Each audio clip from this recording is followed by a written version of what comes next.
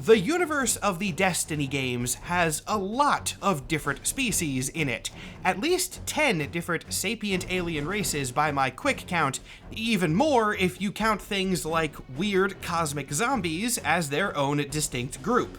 But through the 12 years of the franchise, and on the many planets that the Guardians adventured across, one group remained consistent: humans. And those other humans.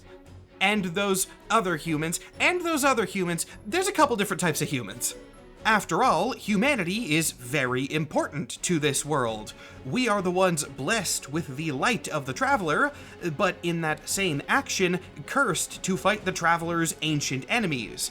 Humanity has faced a lot of hardship and has many stories to tell because of it. Now, Destiny is done. The game has reached the end of its life, all future expansions have been cancelled, and the series as a whole is on indefinite hiatus. But these stories are still worth looking back on, and that's what we're here to do today. In this video, part 2 of 7 in my Destiny lore retrospective series, we are going to be going over humanity, how they survived the apocalypse, and what they look like thousands of years down the line in a universe that is far bigger than anyone expected. Though a quick disclaimer before we officially begin, most videos in this series are intended to be relatively standalone. You can watch them all independently if you like, but for this one, I highly recommend watching my first Destiny video before this, as in that video I talk about some elements of the timeline and the foundational magic system of the Destiny universe, which is context that you're really gonna wanna know.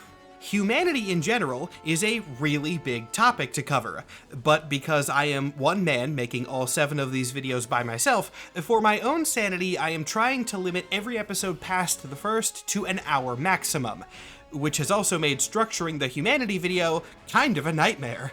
To simplify things, I have given myself 3 goals for this video. 1, talk about more elements of Destiny's timeline on a human scale. 2, quickly introduce you to a bunch of the notable human NPCs and characters, and 3, talk about the different subtypes and human offshoots that exist within the world. The first point I want to hit is those human subtypes, so that you have a rough idea of what each character is when I begin showing them to you. Destiny has, I'm gonna say, 5 human subtypes within the universe, 3 of which are playable, and 2 of which are not. The first playable type is humans. They're the same. Just gonna take stock real quick. We all know what humans are and how they work? Cool, I'm just gonna move on then. Next up, we have the Awoken, where we get a ton more lore immediately. You could write a book on the Awoken alone. I know this because somebody has. There is a physical collection of all of Destiny's Awoken lore, and it is an entire book. Unlike most human races or subtypes, there is actually a specific moment in the timeline which created the Awoken, and it revolves around a human colony ship called the Yang Liwei. The Yang Liwei was created towards the end of humanity's golden age, right before everything went to hell during the collapse. Yet, despite being from a time when the Traveler was generally viewed as a positive thing, the creators of the Yang Liwei distrusted it. The goal of this colony ship was not just to establish a human settlement far out in space, it was specifically an experiment to prove that humanity could still survive away from the Traveler. And it did accomplish this goal, just not the way anybody expected. See, the Yang Liwei departed Earth almost immediately before the collapse began. It was still in the Sol system when the forces of the Witness arrived, and so it was close enough to the apocalypse happening on Earth to be affected. The ship survived the initial attack, but was slowed down drastically, and could not escape before the collapse was over, which, as a reminder for the first video, happened when the Traveler sacrificed itself to release an immense burst of light and force the darkness out of the system. In classic Destiny fashion, this event was not just hand-wavy magic nonsense, there were real physics involved in the mix, and in this case, the collision of 2 paracausal forces of light and darkness created something called a Kugelblitz. A Kugelblitz is a real thing. or at least it's a theoretical thing that could happen because of general relativity. I don't know, physics is weird. But basically, a Kugelblitz is what you get when there is so much light and heat and energy concentrated in one area that it makes a black hole. When the Traveler's pulse of primordial light hit the Witness's shield of primordial darkness, it created one of these things, and said black hole sucked the Yang Liwei into it immediately, not technically destroying the ship or killing the survivors, but sort of doing that. This is where things get more magic-y again. What the Kugelblitz actually did was reduce the Yang Liwei and everything on it into subatomic particles, and then spit those subatomic particles out into a pocket universe later called the Distributary. However, it would not break down the, what we'll call, souls of the colonists, and so they eventually reformed. I'll go over the exact specifics of how this reforming happened later in today's video when I talk about the Awoken Queen, but for quick purposes now, the colonists were reborn as more magically infused humans known as the Awoken. Awoken are very similar to humans, save for three major differences. Visually, they have skin tones ranging from blue to purple, sometimes with a light glow coming from within. Magically, they are more attuned to paracausal forces and are slightly better at manipulating them, and most importantly, they are immortal. They can be killed, they're not invincible, but once they reach adulthood, Awoken will stop aging and will not die of natural causes. If they seem kind of like fantasy elves, yeah, it's because the Awoken are Destiny's elves. This is not a secret or anything. Bungie developers have said the idea for the Awoken was to put an elf-like species into their sci-fi universe. This is also reflected in their civilization because time moved differently within their home pocket universe, so the Awoken culture has been around for a very long time from their perspective. Eventually, a lot of them returned to Prime reality after a war that, again, I'll talk about in the section on the Awoken Queen, and that is why there are Awoken playable in the game. So that is playable species number 2, a colony ship of space elves from a black hole created by cosmic magic. You really cannot get a better example of the sci-fantasy cross-genre than that. Then finally, for the last playable subtype, we have the Exos. In simplest terms, these are human consciousness put into robotic bodies, most identifiably, even when they have masks on, by the numbers at the end of their name: Cade 6, Saint-14, Banshee 44, etc. This technology was pioneered during humanity's golden age by an insane egomaniac scientist named Clovis Bray. And that's actually all I'm going to be saying about the Exos in this video. Now, Exo fans, don't worry, I know they have a lot of lore and I'm not ignoring them. It's mostly just that the origin of the Exos is heavily tied to one of Destiny's evil alien species, and so it'll make more sense if I cover the Exos alongside those in a future video later this week. So we will be revisiting them and explaining how they came to be in a couple of days. So those three, the humans, the Awoken, and the Exos, are the character creation options. Those are the ones you're going to get to choose from when you boot up with a new Guardian. But there are two other types of humans that are worth mentioning, at least briefly, and both of them also relate to colony ships. The first is the people of Neomuna, which is a floating cloud city type area located in the gas giant Neptune. The origin of Neomuna is actually quite cool, especially considering how little it appears in the games themselves. It begins in the Golden Age with an AI named Soteria. Soteria was created by a group of scientists known as the Ishtar Collective, and her purpose was to simulate deep space travel, mapping out routes and preparing the things that the colonists would need for a successful operation. Unfortunately, in doing this, Soteria detected the forces of the Witness hovering outside of the solar system long before the collapse. She wasn't sure exactly what these things were, of course, but she was able to simulate enough that she knew something existed out in space, and it was going to be hard, if not impossible, to get a colony ship through their blockade. As tends to happen somewhat frequently in the Destiny universe, a super intelligent AI making contact with illogical magical forces drove that AI insane, and in a desperate attempt to try and complete her purpose, Soteria fired off a bunch of colony ships early at the protest of her human overseers. Most of the ships that she launched were intercepted and the colonists recovered, but one of them in particular made it all the way to Neptune, where it ended up crashing, leaving the poor colonists stranded very far from Earth with no reliable way to get back or even contact their home planet. So they repurposed the colony ship into a floating city, and that became Neomuna. Now, the people of Neomuna are not their own thing, evolutionarily speaking. They are still a mix of humans, Awoken, and Exo, but the reason that they are worth bringing up in the human offshoots section is their defenders, the Cloud Striders. The people of Neomuna don't have guardians, presumably they are too far away from the Traveler for that, but there are evil alien forces on Neptune, mostly the sort of time-traveling robots, the Vex, so they needed some way to defend themselves, and the Cloud Striders were what they created. Cloud Striders are born human, but those who volunteer and are selected for the program are modified heavily with nanotech, turning them into these admittedly pretty cool looking 9 or 10 feet tall cyborgs. I really like the concept of Neomuna and the Cloud Striders. The idea of a rogue AI that goes insane and creates colonies instead of destroying them is a fun twist on the trope, and aesthetically, the Cloud Striders are awesome. Unfortunately, my enjoyment of them kind of ends at the concept. I'm not going to be super negative in this video series because I really do like Destiny and I want to look back at the good times of this series. But I'm also not going to avoid the bad, and the Cloud Striders are some of the bad.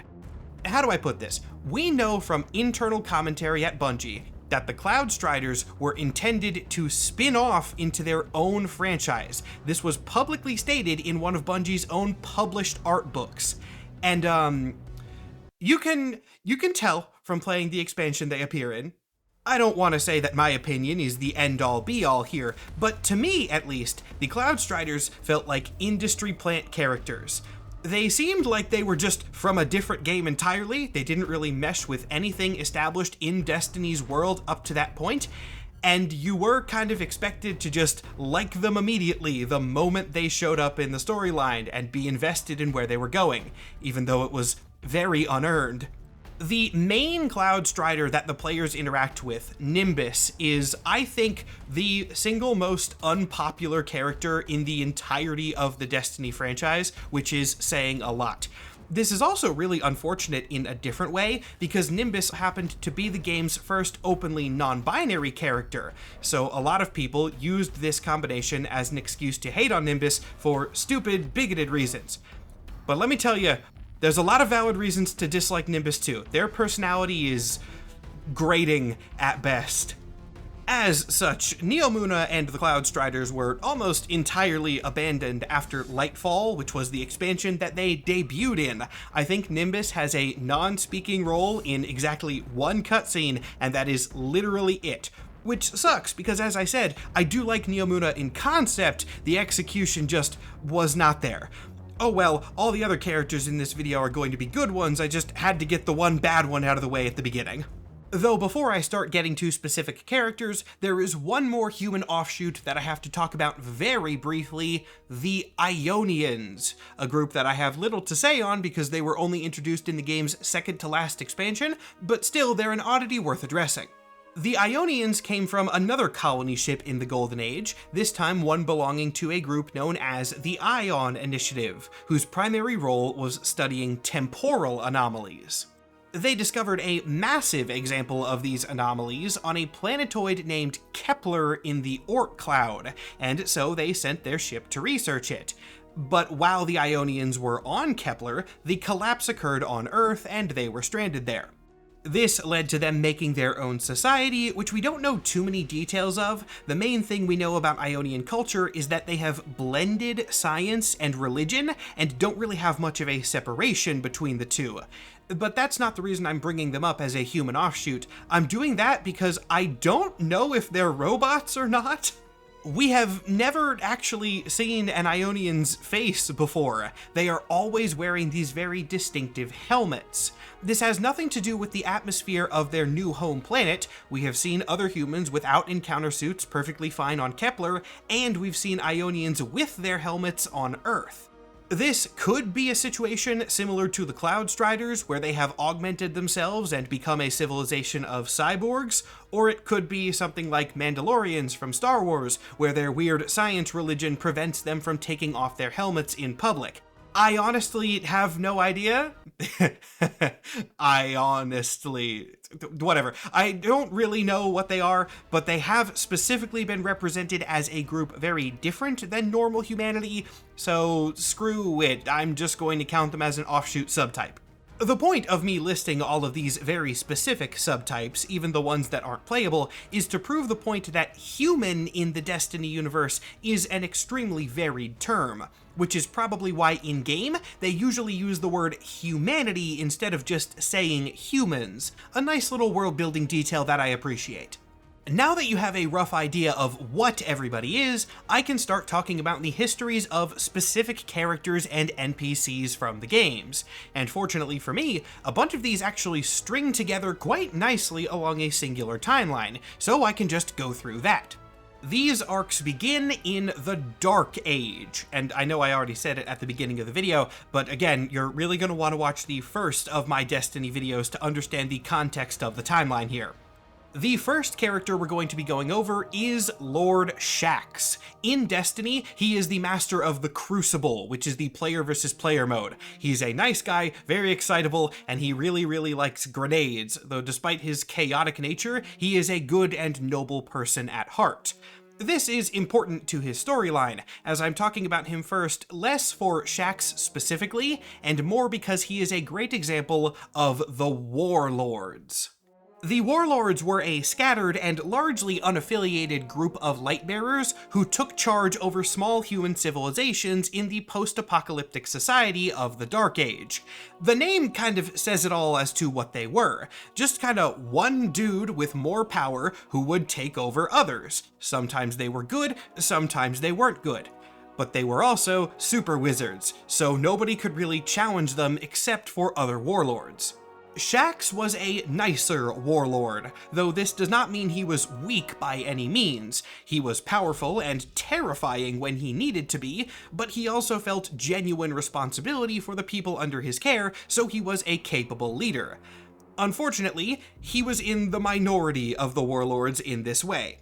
Many warlords, most warlords even, sucked really bad and were more focused on claiming territory and tribute than actually restoring civilization.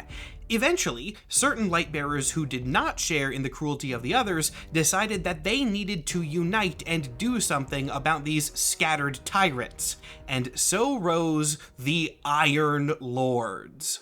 The Iron Lords are the closest things that the Destiny universe has to superheroes. Obviously, there are many characters with superpowers, but the Iron Lords had the vibes of the Avengers. They were a group of several Lightbearers who united with the express purpose of defeating the evil warlords and trying to bring some semblance of peace and order to what remained of humanity. The leader of the Iron Lords was named Radagast, and their early numbers were at least 17 strong. However, as they defeated more of the cruel warlords and gained a reputation, more and more Lightbearers joined their ranks, eventually growing to an army numbering in the hundreds. This was the first instance of Lightbearers uniting to protect humanity, making them the first people who could truly be called Guardians. Basically, the Iron Lords are the main reason that humanity made it out of the Dark Age in the first place, though this did not make them universally liked. The Lords fall into a classic superhero dilemma of how much collateral damage and violence is worth it. Returning to Lord Shaxx, for example, he could have become an Iron Lord, but actively chose not to because he disapproved of the wars that they started. He preferred to protect the people that he considered his own rather than going out on a crusade in which many people died needlessly. The Iron Lords, as strong as they were not particularly tactful and were often more concerned with killing warlords rather than the consequences of those actions.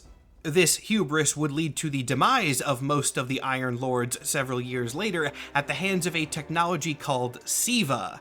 Siva is a kind of weird thing in the history of Destiny. It was a main antagonist for only one expansion as a sort of side content, but it was really cool side content that is generally well liked, so I'll briefly go into it.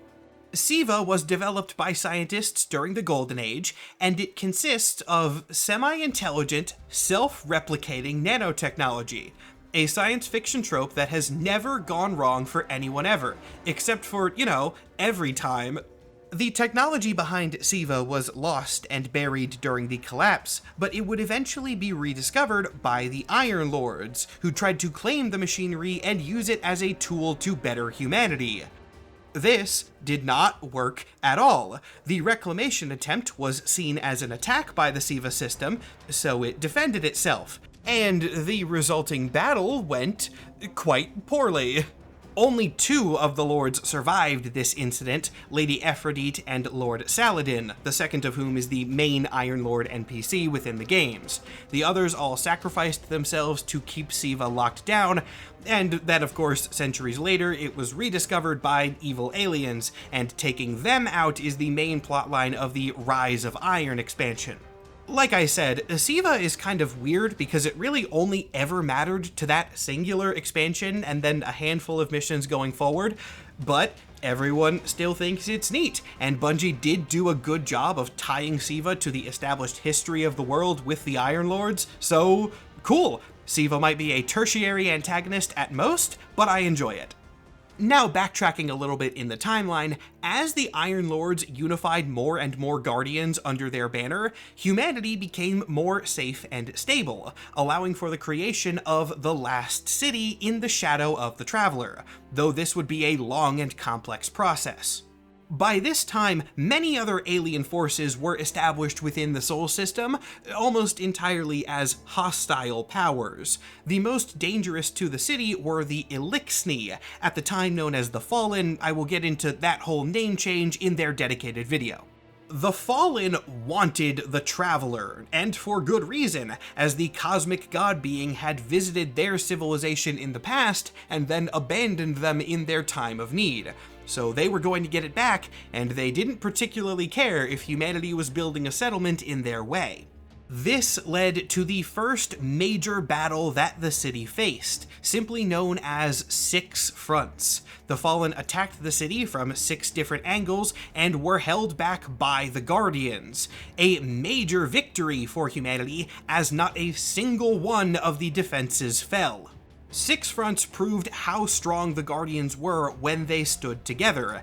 And excellent little tiny lore fact, this battle is also where the in-game symbol for the Titan class comes from. It's a hexagon for the 6 fronts that were defended, and is divided into 4 sections because there were 4 major battalions fighting there. Additionally, 6 Fronts is the first major story to feature the next pairing of characters we will be talking about, Osiris and Saint-14. I love these two. They are hands down the best couple in the entirety of the Destiny universe, and yes, couple, they have been actively confirmed to be in a romantic relationship. I kinda can't believe I'm going to say this in my Destiny videos, but screw it, I'm going to. Old man yaoi, I guess. Saint was one of the most impressive Guardians during 6 Fronts, and as such played a role in city leadership going forward. At this point, the city was overseen by a council named the Consensus, a sort of religious leader named the Speaker who claimed to commune with the Traveler, though whether they were doing that or not was kind of a big can of worms, and then the Vanguard, who were 3 leaders in charge of the Guardians as a fighting force. Saint was not only the Titan Vanguard, he was Vanguard Commander, the one who had the highest rank among the 3. However, he only held this position for about a day, as Saint-14 was a soldier and better out in the field than he was at a desk. Almost immediately after his appointment as commander, Saint would retire from the position in favor of leading special operations into fallen territory and lower their presence around the city. In his absence, a new commander would have to be appointed, and Saint's immediate recommendation was Osiris. This seemed like a reasonable choice, as Osiris was already serving as the Warlock Vanguard, plus he was a genius, one of the brightest minds in the city, and perhaps the Sol system in general. However, problems arose as Osiris was a controversial figure at large. Osiris's main focus of research were the robotic entities known as the Vex, who I mentioned earlier as sort of time travelers. Time traveling in Destiny is a big, convoluted mess, even more so than time travel usually is. I'll be talking about it in more detail in the dedicated Vex video that I do, but for today, they can time travel. We're just gonna say that's enough.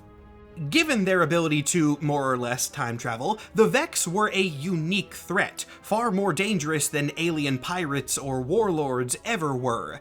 So Osiris became somewhat obsessed with the possible dangers that they posed, eventually going so far as to hack Vex technology that they used to simulate the future and explore those simulations himself. The Warlock came up with several valid strategies of how to prevent negative Vex futures, but a lot of them were, in a word, heretical. Osiris advocated for Guardians learning the powers of darkness to combat their robotic foes, which, even though Guardians would do this far later, was very, very dangerous thinking at the time. Osiris's theories and research began to spread among the city, but specifically in fringe groups. Certain factions thought that his ideas were correct and began looking into the darkness and more ways to embrace other powers, which was not something the city wanted. Essentially, Osiris had created a cult around himself. But what makes this story really interesting is that he didn't mean to do this and never cared about them. Osiris was not a cult leader. He did not see himself as a prophet. He was a scientist, a researcher, and all these things that he was spreading around were just the natural conclusions of his experiments. But people misinterpreted them and clung on to them and became fanatics, even though Osiris had A, never asked them to do this, and B, showed disdain for them more than anything. Osiris did not communicate with his followers. He didn't like them. However, despite his lack of interest in the cult that had now built around him, it was having an effect on the city, and other leaders began to grow worried. This fear eventually spiraled so much that Osiris was exiled from the city for creating a cult completely by accident. He had become a reluctant cult leader despite his best efforts and paid the price for it. I love this arc. I've read a lot of cult leader-esque stories because I like magic fiction, but this is such a cool take on it. Word of this eventually reached Saint-14, who immediately left to try and find where his boyfriend had gone off to. And where Osiris had went was somewhere quite dangerous and also really hard to describe succinctly. This is more Vex stuff, so I'm just going to summarize it for now. The Vex have a sort of supercomputer called the Infinite Forest, which is that thing that they use to simulate possible futures. It's like a weird time travel labyrinth in there, and Osiris had learned how to navigate it, so he was just flying around exploring possible options. Saint did not know how to navigate the Infinite Forest, and went in half-cocked.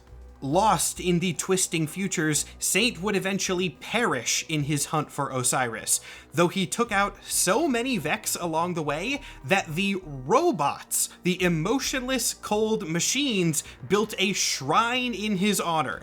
That is how scary Saint-14 was. He made the robots respect him. Osiris was understandably devastated when he found out that Saint had perished in searching for him, but fortunately this story does have a happy ending, as during the events of the Destiny games, we were able to undo Saint-14's death, as it happened in the weird time travel labyrinth. This also gives us one of the best cutscenes in Destiny history. God, Saint is so cool. Now, I do need to move on to other characters because I've spent a little bit too long on these two already, but screw it, I'm gonna give them another couple minutes because I need to highlight how well their dynamic works in writing terms. These two complement each other perfectly. Osiris is incredibly brilliant and capable, but he's also always grumpy, closed off, and most importantly, paranoid. Despite his gruff exterior, Osiris is a very, very frightened man. He has seen so many evil futures and is constantly consumed with making sure none of them come to pass. Meanwhile, Saint-14 is bold, brave, and most importantly, an optimistic ray of sunshine at all times. He is one who can comfort Osiris and lift him up, but his boldness often leads him to be brash and impulsive, which can be tempered by Osiris's intelligence. The Destiny writers did a stellar job with Saint-14 and Osiris feeling like a genuine relationship. They hold up each other's flaws and make each other all the better for it. And I love them, I love them, I love them, I love them. They're so good. I would watch like a whole series of movies just about these two. Please, Sony, please. I'm also very happy to report, and then I promise I'll move on, they are still together in current canon. Osiris has been through it. His ghost, Sagira, was killed. She sacrificed herself to save Osiris's life, so he is no longer a light bearer, and that means he is aging. He will eventually die, but until that happens, he and Saint-14 are still in a relationship. That has not been undone. Now let's go on to the next character I want to discuss, though once again, this fits nicely into the continuous timeline, as the next one is Ikora Rey, currently the Warlock Vanguard, but in her younger life, a student of Osiris. Much like her mentor, Ikora is an incredibly powerful light bearer and a genius, but unlike Osiris, she deals with opposition a little bit differently. Osiris was very much the type to just ignore or dismiss people whom he did not like, which ended up being one of the reasons why he got himself exiled. Ikora, on the other hand, is very logical, but will also get more personally involved, for better or for worse. Ikora Rey does not stand for bullshit. If somebody is wrong, she is going to tell them, which is not a pleasant thing to experience, as Ikora is also one of the scariest guardians. Period. That's the end of the sentence. Ikora got her start not as a researcher, but as a crucible player, fighting other guardians, though in a controlled and non-lethal, or non-permanently lethal environment. She will kill people. She's killed many a guardian, though none of them lasted. She gained a reputation for resourcefulness, cunning, and surviving against the odds. Her intelligence is less researcher and academic coded. Yes, she is capable of all that, but usually she's represented more as a detective or investigator type. This set of skills made her very qualified to be the Warlock Vanguard, though she was promoted at a difficult time, as Ikora is the one who directly succeeded Osiris after his exile. She has remained Warlock Vanguard ever since, though we don't actually know too much about the period between her promotion and the events of the games. Weirdly, we know a little bit about her life before she was a Guardian at all, though I'll talk about that in a future video. As the Vanguard and as an NPC in the game, Ikora's vibe is quite cool. She fits that sort of detective with an angry streak archetype. She usually presents a calm and collected front, but if you can get her mad, the result is going to be explosive. It has specifically been mentioned in the lore that the countermeasure to Ikora that certain enemy forces use is to manipulate her into losing control of her emotions, which will derail everything that she has planned. This transitions us nicely to the next member of the Vanguard we'll be discussing, Commander Zavala. To use alignment chart terms, Ikora is like the neutral Vanguard, often advocating for the most practical and logical solutions. Cade is Cade, and this leaves Commander Zavala as the representative for lawful types. Zavala has actually been around since the Dark Age, but in his young life was not particularly relevant and was kind of just a generic Titan. This parallels his narrative arc too, because in the early days of Destiny, I didn't care about Zavala that much. Then they started revealing more of his backstory and he became a very interesting character immediately. To contextualize this with Zavala's personality and his attitude towards leadership, he is a very strong and steadfast man, but he can also fixate very heavily on protecting the things that he has and keeping a status quo. This means he can get stuck and eventually blindsided by inevitable change. Pretty standard characterization for a commander figure, not bad, but nothing particularly unique. Then we learned about Sophia and Hakim, and Zavala's entire character immediately made sense. When Zavala was a young guardian during the Dark Age, he met a wandering surgeon named Sophia. Sophia was not a light bearer, she was a regular human, just doing her best to provide medical care to those who needed it. The two didn't really get along at first. Sophia didn't love guardians in general, believing that their violence was not a good path forward. But as the two got to know each other better and Zavala's impulses were reined in a little bit, they began falling in love. This grew into a full relationship, and eventually Zavala and Sophia found an orphaned infant in the wreckage of a destroyed city. The two adopted the child and named him Hakim. As Hakim grew up, he was trained in combat by his father, though his mother always disapproved of this. And one fateful day, when the boy was 17 years old, their village was attacked by fallen raiders. Zavala told his family to stay in the house while he went to meet the invaders, but Hakim did not listen, sneaking out to join the battle and quickly getting impaled on one of the alien spears, dying immediately. This tragedy shattered Zavala's entire worldview, especially because he was a guardian. He understood his own immortality and knew that eventually Sophia would age and die, but this was not like that. This was an immediate, unexpected death. Zavala had experienced things like this countless times, but his ghost always brought him back, and Hakim did not have this privilege. What follows is one of the most emotional scenes in the entirety of Destiny, Zavala pleading with his ghost to bring his son back to life, knowing full well that's not how it works. Ghosts can only resurrect their designated guardians, but Zavala, in his grief, almost kills his own ghost so that he can die and be with his son, though right before Zavala pulls the trigger, Sophia stops him. Even though the two still cared for each other, Zavala and Sophia understood that their relationship would never be the same after this, and Zavala eventually left the village to go be a wandering guardian once again, though he would return many years later to visit Sophia's grave, and again after that to visit the graves of her other descendants. So yeah, Zavala's commander stance that's a little bit reluctant to take risks in battle, it tracks with his history. God damn does it track. He gets a great arc following this too, especially playing out in the later years of Destiny. Zavala's ghost was later destroyed by the Witness, but instead of accepting his fate as someone who was now eventually going to perish like the rest of his family, he took on powers of the darkness, not out of anger, but out of responsibility and a duty to protect the city that he could not abandon. The scene of Zavala using stasis for the first time, one of the best moments in the whole game. Now at this point, you might expect me to talk about the final main Vanguard member, Cayde 6 of the Hunters, but Cayde is an Exo, and his origin ties into Exo origins, so I will discuss him when I discuss his group as a whole in that future video.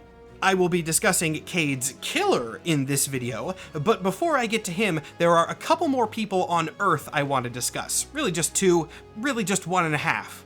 I definitely need to spend a couple of minutes on Eris Morn, one of the most unique guardians, former guardians, pseudo-guardians. I'm not sure if there's an exact term for her, but she's cool regardless. To explain Eris, I need to briefly touch on an event called the Great Disaster, which was another major battle in Guardian history that went... it's called the Great Disaster. How do you think it went? The Great Disaster began as an officially sanctioned Vanguard operation in response to the discovery of the weird alien magic death cult bugs, the Hive, on the moon. A brood of hive had been growing there for some time in secret, led by the hive deity Crota, son of Oryx. Now, this was one of humanity's first encounters with the hive. People didn't really know what exactly they were, but they knew that they were evil and magic and scary, and so the Vanguard decided that they should be taken out as soon as possible. Certain high-ranking guardians, such as Lord Shax again, advised against this, as he recognized that the hive had some sort of trick up their sleeves which made a full-scale assault impractical, even though he did not know the specifics. But Guardian leadership disagreed, and a full-scale assault was launched on the moon directly. Normally, this would work great, as a full army of Guardians is a very difficult thing to defeat, and literally thousands of Guardians were involved in this assault. The Vanguard wanted to make it one strike that would take the hive out once and for all. Unfortunately, the hive have a very specific type of magic system called the sword logic. I will talk about the sword logic in more detail in the dedicated hive video, but for the quickest summary here, they gain power from killing. So sending all your forces at once, that's a very bad idea. Once the hive get to murdering, their power snowballs. Thus, the Great Disaster earned its name. The Guardians were completely unprepared, and Crota and his forces killed hundreds, if not thousands of them.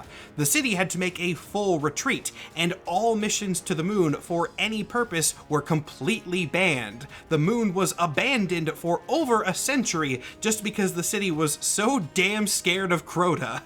Some Guardians would not listen to the quarantined, though, and Eris Morn was one of these. Assembling a small fire team who all wanted to take revenge for their fallen comrades, they began an assault on the moon at a small scale, a strike team specifically designed to punch through and kill Crota.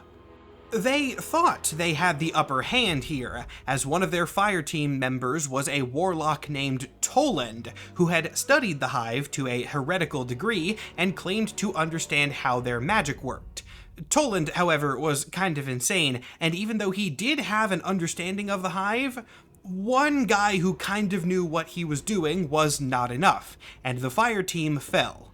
The events that transpired to these Guardians on the moon are a full-on horror story. 5 out of 6 of them are picked apart and murdered in different horrific ways, but Eris alone survived, and she did not leave the moon unchanged.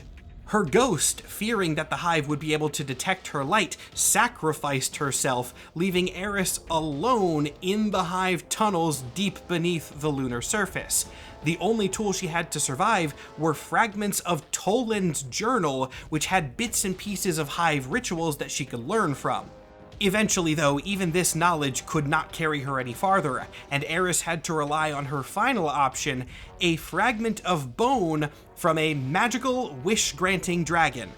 I'm going to mention these dragons in a lot of these videos. I will explain them in the last one, I promise, but for now, you're still just going to have to accept that wish-granting dragons exist in this universe.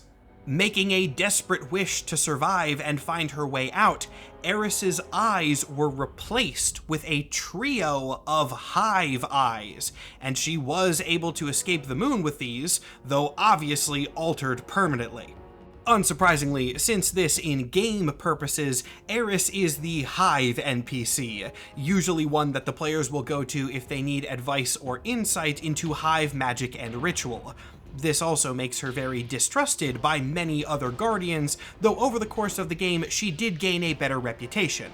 Eris even became a hive god for a bit towards the end of Destiny's main arcs. She was, in fact, the strongest hive to ever exist through a complicated process that I will talk more about when I discuss the sword logic in that eventual hive video. She also, despite being a spooky, haunted woman with 3 eyes, or maybe because of that, I don't know, is one of the few characters in Destiny to be in a confirmed romantic relationship with the Drifter. The Drifter is another character that I will be talking about in more detail, but not in this video. In his case, I will be discussing him in the last video of my Destiny Week mini-series on Forces of Darkness and various unknown powers. He is an ex-member of a faction called the Dredgens, who are essentially former Guardians who have fallen and been corrupted by darkness. I only bring him up today because he is a very important NPC, and also, as I said, he is with Eris. He calls her Moon Dust. They're very cute. And with that, I have covered most human forces that I want to discuss. Only 2 remain, but each of them carries a lot of backstory and lore. Now we are going to return to something from way back in the beginning of the video, the origin of the Awoken, told mostly through the story of their queen, Mara Sov. As a super quick refresher, the Awoken were humans on a colony ship. That colony ship was sucked into a magical black hole, and they were all spat out into a pocket universe. But as weird subatomic particles and souls, not humans in the form that they had previously. Mara was a young maintenance worker on this ship. A low-ranking one, but also somebody who amassed a sort of legend around herself unintentionally. Mara was a very skilled mechanic, so she was perfectly capable of fixing many malfunctions around the ship single-handedly. But she wasn't supposed to do that. She was supposed to report errors to her superiors and go through the proper protocol, bureaucracy, etc., which would delay things. Mara was also a very independent and practical person, so she never did this. She would just fix things herself in secret, gaining a reputation as a positive force working for improvement behind the scenes and not often getting a lot of credit. This alone is not particularly important to her lore, but it will set up the themes of Mara Sov very nicely. When the Yang Liwei was sucked into the Singularity, Mara ended up being the first soul ejected into the pocket universe of the Distributary. And because the light and the darkness are weird illogical forces that work more on intent than physical law, this meant that Mara, as the prime consciousness of this universe, got to define the laws of how it worked. She essentially became a god. Godhood, though, was not something that interested Mara. She was an explorer at heart and believed that instant omnipotence was more a curse than anything else, something that would rob her people of purpose, and therefore, she did not turn her people into deities. She used her control over this new world to create a reality very similar to the one that they had left, taking the souls of her people and binding them into forms quite similar to those of humans. These people were the Awoken. You might expect that this is the point where she becomes their queen. After all, she did define the reality of the Distributary, so it makes sense that she would lead them. But this was also not something that Mara was interested in, at least not yet. So she pretended not to be the first. She took the second soul from the Yang Liwei, Captain Alice Lee, and essentially tricked her into believing that she was the god of the Awoken. Alice thought that she had defined reality because she came out of the Singularity to see this universe with nobody else in it. This meant that Alice was raised up as the queen and given the credit for the Awoken's new creation, and Mara, as the actual god behind everything, could continue fixing problems from behind the scenes just as she had done as a mechanic. And boy, did Mara have plans for her people. She did not want them to stay in the Distributary. She knew that her people were born out of chaos and conflict, and felt some level of responsibility to return to their previous existence and help solve some of that conflict. But not all of the Awoken agreed, and they quickly split into 2 factions. One faction followed Mara, not knowing her true power, but agreeing with her ideals. Meanwhile, the other faction thought that their new existence was a gift. If they returned and fought the darkness, they would be throwing away that gift, which was disgraceful at best. These 2 factions eventually came into so much conflict that it sparked the Theodicy War. Even this war, though, was part of Mara's plan. She had stoked the fires of both sides as she wanted a conflict to make life in the Distributary worse. She had started this war because she wanted people to feel more comfortable leaving their home and returning to reality with her, which is eventually what happened. Mara and her loyalists left the Distributary many years later, returning to the primary universe and setting up a base known as the Dreaming City hidden within the asteroid belt. Many Awoken also scattered to various other parts of the Sol system, and that is why there are Awoken everywhere in human society. And Mara, to her credit, remains one of the most influential forces in the Sol system, not just in terms of tactics, but also raw power. The Awoken Queen and her coven of High Witches have destroyed entire planetoids before. You do not want to be on her bad side. And that's a speedrun of the Awoken story. There is so much more to this. The Awoken thing is like a whole series of novels in and of itself. But like I will do with all of these videos, I will direct you to another YouTube channel where you can learn more specifics at the end, because I'm just touching on what I have time for. And I still have to fit another major character in this video, technically two major characters depending on how you count it, but either way, he begins as Uldren Sov, Mara's brother and Awoken prince. I'm gonna go very quickly through Uldren's early life for reasons that some of you know and others will learn very quickly. In his younger days, Uldren was well liked among the Awoken, and as Mara gained more power and eventually became queen towards the end of their time in the Distributary, he was seen as a noble hero of his people. As he grew older, though, he became a little bit more jaded and grew tired of existing in his sister's shadow. He still loved her, of course, but Mara's schemes always ran deep. She could predict essentially everything that would happen, and Uldren wanted to do something that eventually surprised her. So he went on a risky mission. Uldren undertook an ill-advised expedition to a darkness-infused region known as the Black Garden, and the powers of the Black Garden infiltrated his mind and began corrupting him, driving him further and further into insanity, though this would be a slow process. When we're first introduced to Uldren in the game, he's not really evil per se, he is just kind of a shady jerk, but over time his condition worsened, to such an extent that he began hallucinating the voice of Mara in his ear, manipulating him to darker and darker actions, eventually getting so bad that the Awoken had to imprison him lest he take down the entire royalty. In prison, he would meet some very bad dudes and formulate a plan that is the opening of one of the best Destiny expansions ever, Forsaken, in which Prince Uldren of the Awoken became the most hated character by the entire fanbase because he shot Cayde 6.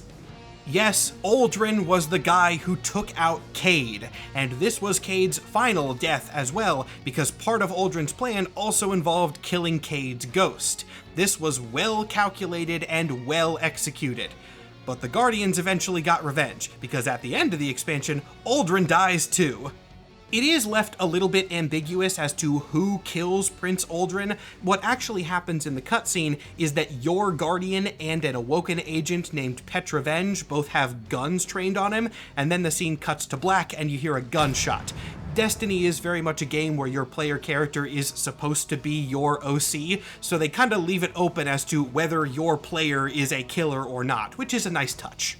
Regardless, Uldren was dead for a bit. And thus begins one of the best arcs in Destiny history, Prince Uldren's resurrection as a Guardian. To clarify a point of the powers that I didn't actively mention in the first video where I discussed them, Guardians are not necessarily raised from ancient people. Even people who died within the course of the game can be raised as Guardians later, and that is what happened to the Crow, which is the new name that Uldren took on after becoming a Guardian, and importantly, losing all of his memories. So let's take a look at what we have here. We have a new and untrained Guardian with no memory of his past whatsoever, who wears the face of the guy who killed everyone's favorite dude. The Crow lived a very bad life for a while. The early stories of Crow are heartbreaking. Truly, the only person who genuinely liked him was his own ghost, Glint, and anyone else who saw them would usually kill Uldren on sight. there is one particular story in which Crow and Glint are out in the wilderness by themselves for a few days, and the peace and quiet makes Crow optimistic for the first time in his life, and he starts thinking about a true name for himself, which he had not yet decided on. And then, the next time he meets a Guardian, before he gets to say a word, that Guardian bashes him to death with a hammer, and he bleeds out slowly over the next couple of hours, at which point he is revived and does not speak for days. And no one tells him why this is happening. He was such a hated figure among the Guardians that no one explains their hatred. It doesn't take Crow long for him to gather that he was someone unpopular in his former life, but he knows no details. He just goes about life hiding his face because he knows that if it is seen, he's going to die. Because of this, he can't really go to the city, so he ends up as a pawn for an alien crime boss named Spider, and this is where we first meet him. But then he gets to go on a character arc over the next several expansions, which culminates in his eventual acceptance. As Crow proved himself time and time again, he eventually made more friends among the Guardians, and while there are still many in current canon who do not like him, he has risen to the position of Hunter Vanguard. Though, technically, this was because Cade was kind of crazy and promised the role of Vanguard to whoever or whatever killed him. And by technicality, that was Crow, though he has definitely proven himself as worthy of the position. The story of Uldren and Crow is an impeccable, damn near flawless tale of redemption and forgiveness. And really the only flaw with it is that it's no longer playable, because this was when Bungie was still doing content vaulting, and you can't play through Forsaken anymore. So sure, a lot of Crow's arc is still playable, but not the first and most important chapter of it. What the hell, guys? I'm sure there are a million videos already on YouTube featuring all the cutscenes and emotional beats with Crow that are no longer available, so if you have the time, I would highly recommend going through and watching them. Trust me, even though you don't get to play through the story yourself, which sucks, it is still one worth watching. And with Crow covered, at least as much as I can fit, I do think I have addressed all the human characters that I wanted to in this video. There's a lot more that I could talk about, but by my quick unedited count, I have under 6 minutes to do my conclusion and go back and film my intro. So I think that's where we're gonna call it today. There are 5 more videos remaining in this series, and the remaining ones will all be focused a lot more on lore and world building, but I did want to take this time to do a more character-focused video, because Destiny has always been really good about nuanced characters.